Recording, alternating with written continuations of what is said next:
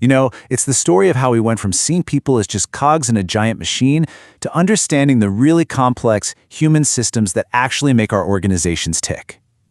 It all really boils down to a question I bet every single one of us has asked at some point.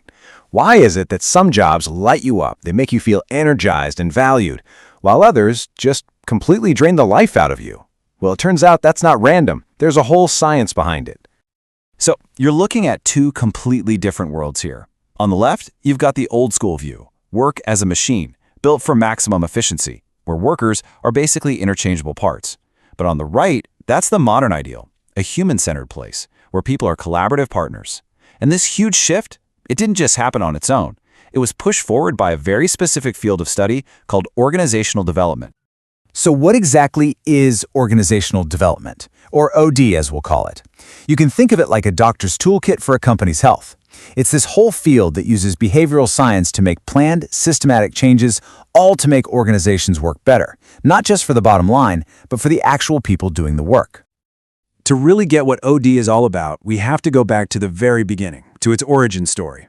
And it all starts with this one revolutionary discovery that completely flipped everything we thought we knew about productivity on its head. So get this, back in the 1920s, some researchers went to a factory called the Hawthorne Works to study, of all things, lighting levels. But they accidentally stumbled onto something way more important. They found that productivity shot up no matter what they did with the lights. Brighter, dimmer, didn't matter. And that's when it clicked. It wasn't the lights at all, it was the attention. For the first time, we had real proof that social stuff, like feeling seen, feeling valued, being part of a group, were massive motivators. The human factor was officially on the map. Okay, so with this incredible new insight in hand, the pioneers of the 40s, 50s, and 60s got to work. They started building the very first tools designed specifically to improve the human side of work. And one of the most fundamental tools came from Kurt Lewin, who's often called the father of OD. He gave us this incredibly simple but brilliant model for change. First, you unfreeze the old way of doing things. You gotta melt the ice. Then, you introduce the change. And finally, and this is crucial, you refreeze to lock the new way in place so it sticks. This was like the first real recipe for managing change in an organization. And you can just see the momentum building here on this timeline. That big discovery at Hawthorne in the 30s, well, it leads directly to tools for understanding group dynamics in the 40s. That then evolves into real methods for gathering employee feedback in the 50s. You see the pattern? Each step was about listening more and more closely, and it all leads up to this powerful new idea about leadership in 1960. So this guy, Douglas McGregor, he proposed there are basically two types of managers. You've got the Theory X manager, who thinks people are lazy and you have to watch them like a hawk. But then there's the Theory Y manager. This person believes people are naturally motivated and actually want to do good work. This quote nails it. The idea that trust and empowerment work way better than control and punishment. I mean, this was a radical, humanistic idea, and Theory Y became an absolute cornerstone of OD. All right, let's fast forward to the 70s and 80s. As companies started getting way bigger and facing global competition for the first time, OD had to evolve. It had to zoom out. It couldn't just be about fixing small teams anymore. It had to start thinking about the entire organizational system. What's so fascinating here is how OD changes based on what's happening in the world.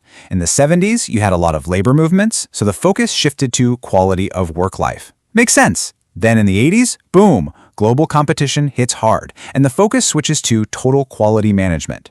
The big takeaway here is that OD became strategic. It proved that employee well-being wasn't just some fluffy, nice-to-have thing. It was absolutely essential for business success. And that brings us into the modern era. The rise of the internet, big data, and this relentless, nonstop pace of change, well, that created a whole new set of challenges. And you guessed it, OD's toolkit had to get a major upgrade once again. The new tools were all about speed, data, and being able to adapt on the fly. We got the idea of the learning organization, a company that just never stops improving. We got appreciative inquiry, which is a cool idea that says, hey, let's build on what's working instead of only fixing what's broken. And of course, you see agile methods, data analytics, and this new holistic focus on the entire employee experience. And maybe the single most critical concept for our modern innovation-driven economy is psychological safety. Amy Edmondson put it perfectly. It's that feeling, that belief, that you can speak up with an idea, a question, or even a mistake without getting punished for it. Think about it. Without this, you can't have the learning, the agility, or the innovation that pretty much every company is desperate for today. So that's the journey so far, but the evolution is not over. Not by a long shot. A new frontier is starting to emerge, and it's one that actually critiques some of our modern approaches.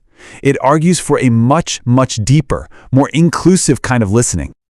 Okay, now this is a pretty profound shift in thinking, so stick with me. Traditional or monologic OD is kind of like a conductor trying to get a whole orchestra to play one single, perfect, harmonious note. The goal is consensus, getting everyone on the same page. But polyphonic OD, it's completely different. It's more like a jazz ensemble. It believes an organization's real strength comes from letting all these different, sometimes clashing, voices play at the same time. The goal isn't one final truth. It's a richer, more complex, ongoing conversation.